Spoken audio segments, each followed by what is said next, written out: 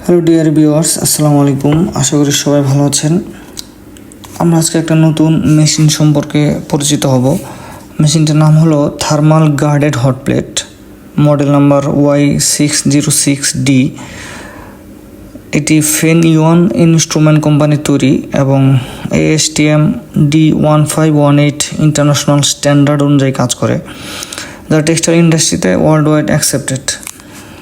তো মূলত এই মেশিন দ্বারা ফ্যাব্রিকের থার্মাল টেস্ট করা হয়, মানে একটা কাপড় কতটা হিট হোল্ড করতে পারে বা ধরে রাখতে পারে সেটা আমরা মেজার করব। অর্থাৎ thermal conductivity, transmittance, heat transfer coefficient এবং ক্লো ভ্যালু, এই চারটা প্যারামিটার মূলত টেস্ট করা হয়। তো প্রথমে এই মেশিন দ্বারা টেস্ট করার জন্য এরকম একটা স্যাম্পল কেটে নিতে হবে, অর্থাৎ একটা স্পেসিমেন কেটে নিতে হবে মেশিনের টেস্ট প্লেট অনুযায়ী। মেশিনের টেস্ট প্লেটটা 25x25 সেন্টিমিটার, কিন্তু আমরা নমুনাটা বা স্যাম্পলটা কেটে নেব 30x30 সেন্টিমিটারের, এবং পাশাপাশি এটার থিকনেসটা মেপে নিতে হবে, অর্থাৎ আলাদা করে থিকনেস গেজ দ্বারা এইটার থিকনেসটা মেপে নিতে হবে। যেমন এই ফ্যাব্রিকের ক্ষেত্রে আমরা 0.49 এই থিকনেস 0.49 মিলিমিটার এটা আমরা থিকনেসটা পেয়েছি, যেটা আমাদের টেস্ট করার জন্য ইনপুট দিতে হবে ডাটা হিসেবে। ওকে, প্রথমে মেশিনে আমরা চলে যাই। দেখতে পাচ্ছি মেশিনের যে কন্ট্রোল প্যানেল, এখানে টেস্ট প্লেটের টেম্পারেচার, গার্ড প্লেটের টেম্পারেচার এবং বটম প্লেটের টেম্পারেচার দেখতে পাচ্ছি 35 ডিগ্রি সেন্টিগ্রেড প্রায় সবগুলোই, এবং এয়ারের টেম্পারেচার হচ্ছে 29.6 ডিগ্রি সেন্টিগ্রেড। ওকে, তো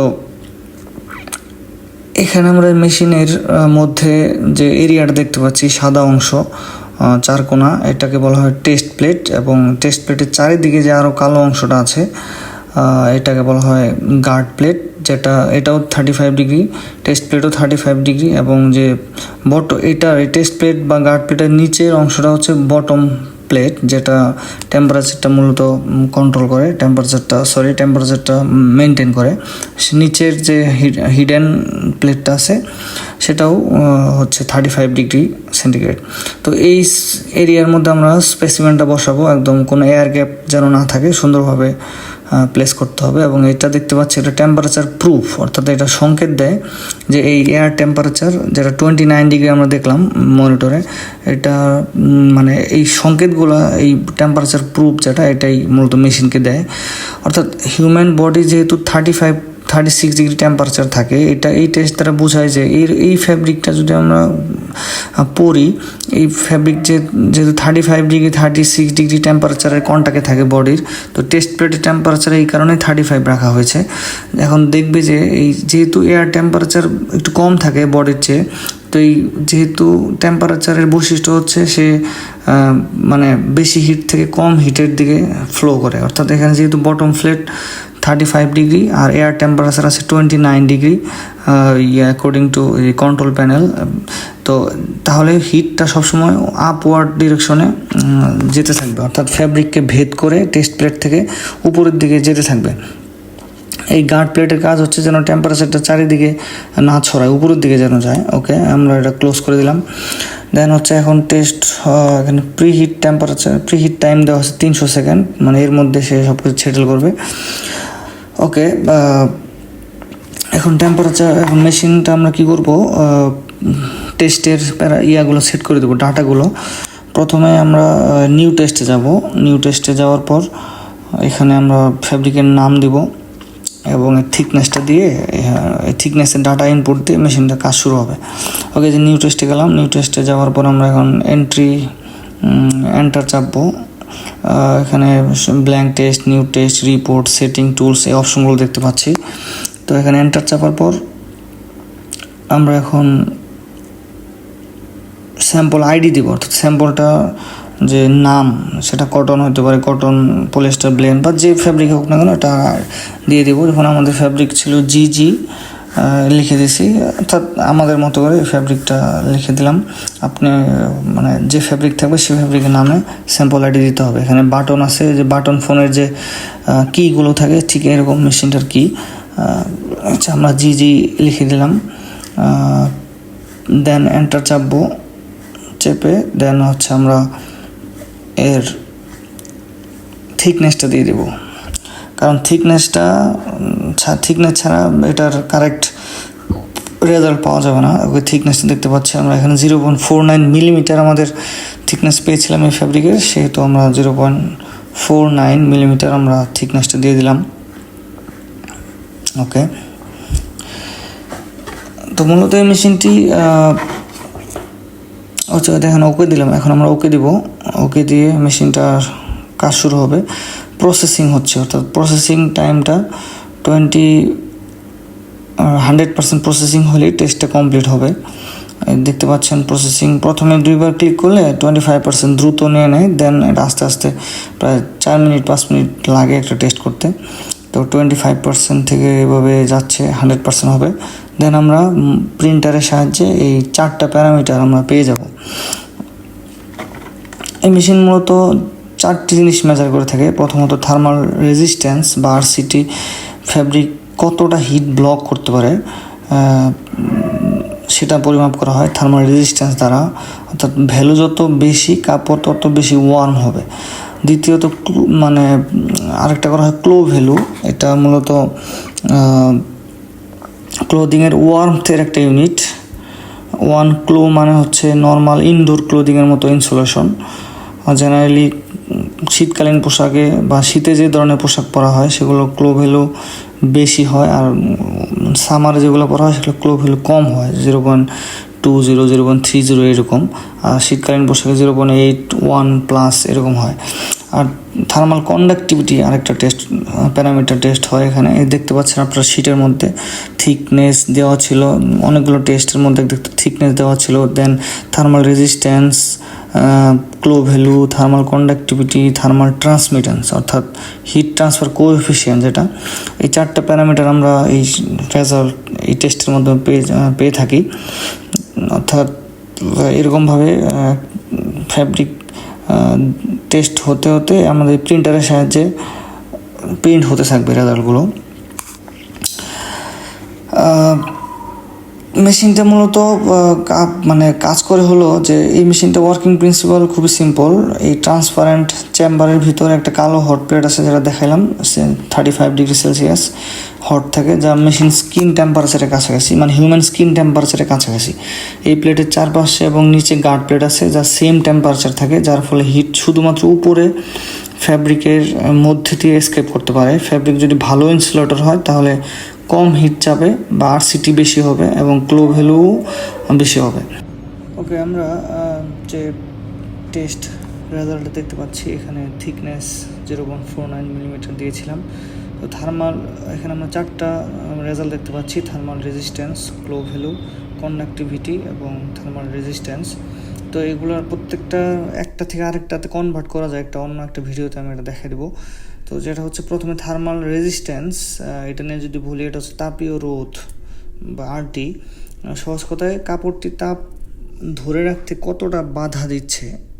কাপড়টা পরলে যে এই শরীরে যে টেম্পারেচার থাকবে 35-36 যারে থাক, তো এটা তাপ কতটুকু ধরে রাখতে বাধা দিচ্ছে কতটা, এটাই হচ্ছে মেজার করে। এটা কাজ করে ধরুন নিচের যে প্লেটটা ছিল আমাদের মানুষের শরীরের টেম্পারেচার 35, বাইরের বাতাসটা একটু থাকবে, ঠান্ডা থাকবে। এখন মাঝখানে কাপড়টা রাখলে অর্থাৎ কাপড়টা পরলে শরীর থেকে যে তাপ বের হয় বা তাপ বের হতে চায়, কাপড়টি তাকে বাধা দেয়। এই বাধার পরিমাণটাই হলো আরটি বা থার্মাল রেজিস্ট্যান্স। মেশিন দেখে যে প্লেটটি 35 ডিগ্রি সেন্টিগ্রেডে ধরে রাখতে কতটুকু কারেন্ট বা পাওয়ার খরচ হচ্ছে। যদি কাপড় মোটা হয় তাপ কম বের হবে, পাওয়ার কম লাগবে, আর আরটি এর মানও তখন বেশি হবে। ওকে, অর্থাৎ আরটির মানটা বেশি হলে তাপ কম বের হবে, পাওয়ারটা কম লাগবে, অর্থাৎ ইনসুলেশন মানে ভালো হবে আর কি। ওকে, তারপর হচ্ছে থার্মাল ট্রান্সমিটেন্সে আসি। ট্রান্সমিটেন্স হচ্ছে কাপড়টি কত দ্রুত তাপ ছেড়ে দিচ্ছে, মানে এটা কাজটা করে কীভাবে, অর্থাৎ আরটি এর ঠিক উল্টো। অর্থাৎ থার্মাল রেজিস্ট্যান্সকে যদি আমি উল্টে দিই এই মানটাকে, তাহলে আমরা এই 51.189 যেটা এটা পাবো। অর্থাৎ থার্মাল রেজিস্ট্যান্স 0.1954, এটাকে যদি উল্টিয়ে দেই তাহলে আমরা মানে 1/RT যদি করি তাহলে আমরা এই মানটা 51.189 watt per metre square kelvin পাবো। দেখেন আপনারা ইউনিটটা দিকে তাকাইলেই বুঝতে পারবেন, metre square kelvin per watt, আর এর উল্টোটা হচ্ছে watt per metre square kelvin. Thermal resistance resistance thermal ট্রান্সমিটেন্সের উল্টো, বা দুইটা আরেকটার উল্টো আর কি। ওকে, দেন আসি ক্লো ভ্যালু। ক্লো ভ্যালুর সংজ্ঞা আমরা যেটা জানি যে যদি কোনো সুস্থ মানুষ 21 ডিগ্রি সেলসিয়াস তাপমাত্রার একটা রুমে স্থির অবস্থায় বসে থাকে, তবে নিজেকে স্বাভাবিকভাবে মানে আরামদায়ক বা উষ্ণ রাখতে তার শরীরে যে পরিমাণ কাপড়ের আবরণ প্রয়োজন হয় তাকে আমরা 1 ক্লো ভ্যালু বলে থাকি। অর্থাৎ এখন যদি আমরা রেজাল্টের সাথে মিলাই তাহলে কি হয় যে এখানে ক্লো ভ্যালু দেখা যাচ্ছে যে 0.12603। যেহেতু রেজাল্ট 0.12603, এর মানে এটি 1 ক্লোয়ের তুলনায় প্রায় কত 7 থেকে 8 ভাগ কম, মানে 1 ক্লোয়ের 8 ভাগের 1 ভাগ। অর্থাৎ যদি আরামের মাত্রা হিসাব করা হয় এটা দিয়ে মূলত ক্লো দ্বারা মূলত আরামের যে রেঞ্জ বা মাত্রাটা পরিমাপ করা হয়। এই যে মানটা দেখতে পাচ্ছি ক্লোর মান 0.12603, ক্লোর কাপড় পরে যদি কেউ 21 ডিগ্রি সেলসিয়াস তাপমাত্রার রুমে বসে থাকে তবে তার ঠান্ডা লাগবে, কারণ এই কাপড়টি শরীরের প্রয়োজনীয় উষ্ণতা ধরে রাখতে পারছে না। অর্থাৎ 21 ডিগ্রি সেলসিয়াসে আরাম পাওয়ার জন্য এই কাপড়ের মতো আরও 7 থেকে 8টা স্তর আপনার দিতে হবে গায়ে, কারণ এটা আমরা এটা মেজার করছি 35 ডিগ্রিতে। অর্থাৎ 35 ডিগ্রি সেন্টিগ্রেড বা সেলসিয়াস টেম্পারেচারের জন্য এটা আরামপ্রদ হবে, কিন্তু 21 ডিগ্রি সেলসিয়াস যেহেতু সংজ্ঞা অনুযায়ী আমরা বলছিলাম এটার জন্য এটা আবার ঠান্ডা হবে। তো এই হচ্ছে ব্যাপার। এটা তার মানে বোঝা যাচ্ছে এটা একটা গরম আবহাওয়ার জন্য এটা উপযুক্ত বেশি, 30 থেকে 35 ডিগ্রি সেলসিয়াসের জন্য। সহজ কথায় যদি বলি 21 ডিগ্রি সেলসিয়াস তাপমাত্রায় আমাদের শরীরের জন্য দরকার 1 ক্লো, কিন্তু আমাদের কাপড়ের রেজাল্ট এসেছে 0.12। অর্থাৎ এই কাপড় 21 ডিগ্রি সেলসিয়াসের মতো আরামদায়ক পরিবেশে আমাদের শরীরে গরম ধরে রাখতে পারবে না, এটা অত্যন্ত পাতলা একটা কাপড়। আচ্ছা, এরপর আসে হচ্ছে থার্মাল কন্ডাক্টিভিটি বা তাপ পরিবাহিতা হলো কোনো পদার্থের ভিতর দিয়ে তাপ কত দ্রুত বা কত সহজে চলাচল করতে পারে তার পরিমাপ। তো কাপড়ের ক্ষেত্রে এটা অত্যন্ত গুরুত্বপূর্ণ, কারণ কাপড় আমাদের শরীরকে গরম রাখবে নাকি ঠান্ডা রাখবে তা নির্ভর করে এই তাপ পরিবাহিতার উপর। কাপড় বা টেক্সটাইল ম্যাটেরিয়ালের ভিতর দিয়ে তাপ যখন প্রবাহিত হয় তখন সেই ক্ষমতাকে কাপড়ের তাপ পরিবাহিতা বলা হয় বা থার্মাল কন্ডাক্টিভিটি বলা হয়। অর্থাৎ যে কাপড়ের তাপ পরিবাহিতা কম সেটি তাপ আটকে রাখতে পারে, যেমন উল। শীতকালে আমরা উল পরি কারণ এটি শরীরের তাপ বাইরে বের হতে দেয় না। আবার বেশি তাপ পরিবাহিতা বলতে বোঝায় যে কাপড় তাপ পরিবাহিতা বেশি সেটি দ্রুত তাপ শরীর থেকে বের করে দেয়, যেমন সুতি কাপড়। এই কারণেই গরমে সুতি কাপড় পরলে আরাম লাগে। তো এক্ষেত্রে আমাদের ওয়াট পার মিটার কেলভিন হচ্ছে থার্মাল কন্ডাক্টিভিটি ইউনিট 0.02508 এটা এসেছে। তো আমরা পরবর্তী কোনো ভিডিওতে দেখাবো যে এই মানগুলোর সাথে কিভাবে একটা থেকে আরেকটা আনা যায়, এই ক্যালকুলেশনটাও দেখে দেবো। তো আশা করি ভিডিওটা ভালো লেগেছে। সবাইকে সাবস্ক্রাইব করার জন্য অনুরোধ জানিয়ে ভিডিওটা এখানে শেষ করছি। আসসালামু আলাইকুম।